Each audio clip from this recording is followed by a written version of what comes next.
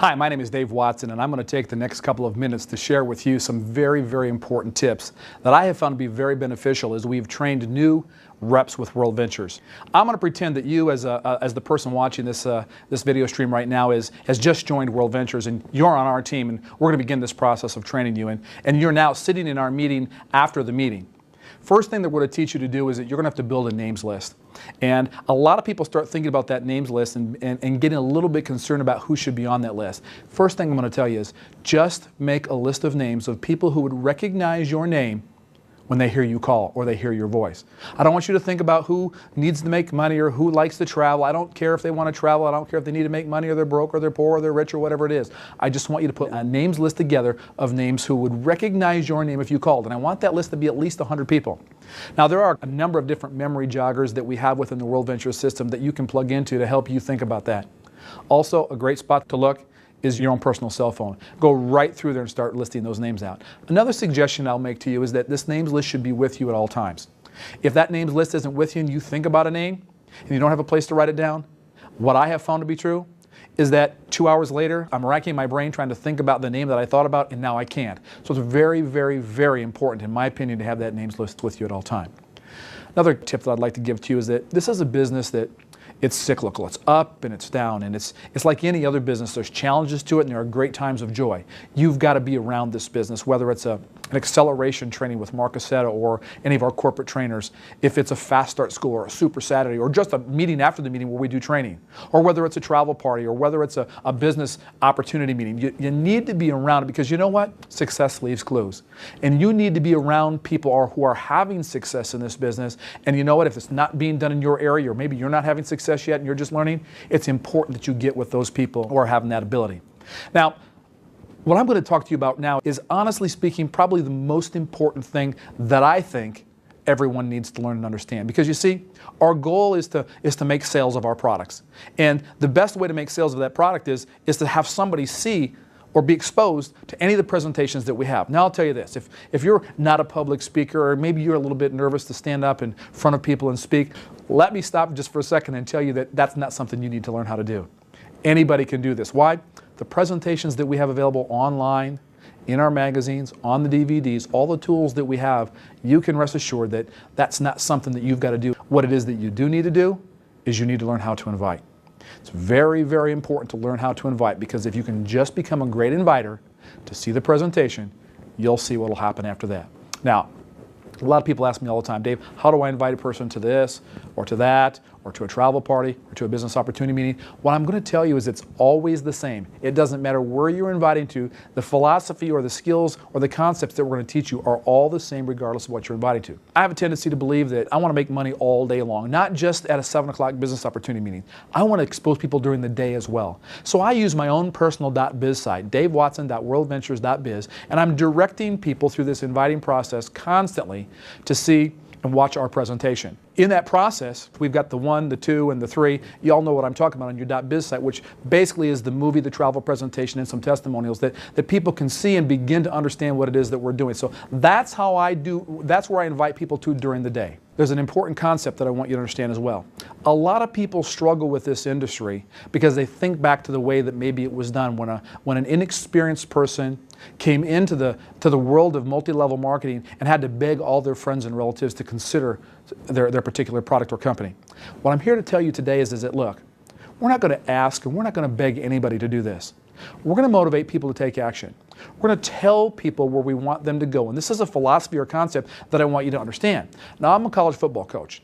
Do you think that I tell my players what to do, or I ask my players to do? Of course, I tell them what to do. And in business, it works the same way. We're going to motivate people to take action based on what we're going to tell them to do. And you'll find out, if you'll trust me on this, you'll find out by telling people what to do, you'll get a greater response than if you're constantly asking people what to do. Now, there are 4 steps that I'm going to go through. And I want you to learn them verbatim. Then I want to use your own personality and your own God-given talents to maybe make this you. Not me, but make it you, because the concept is what's important here, not the way I deliver this message. Step number 1 is to be in a hurry. Understand this. Successful people are busy.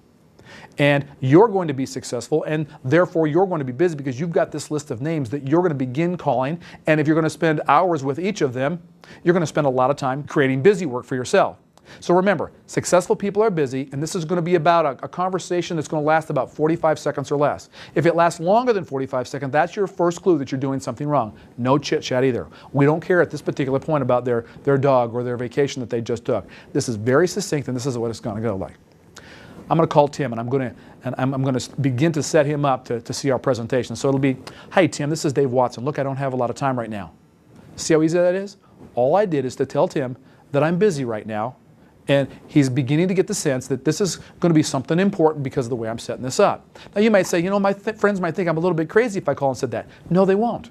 No, they won't, because if you really were in a hurry because there was some emergency or something else that was going on, they wouldn't think that you're crazy. We're trying to create this sense of urgency. So to you, it might be something that's totally new, but trust me on this. You've got to learn and understand that this very, very important point right here sets the stage for what's going to happen next. Step number 2, in my opinion, is probably the most important step of all of them. And it's what we call clear the date.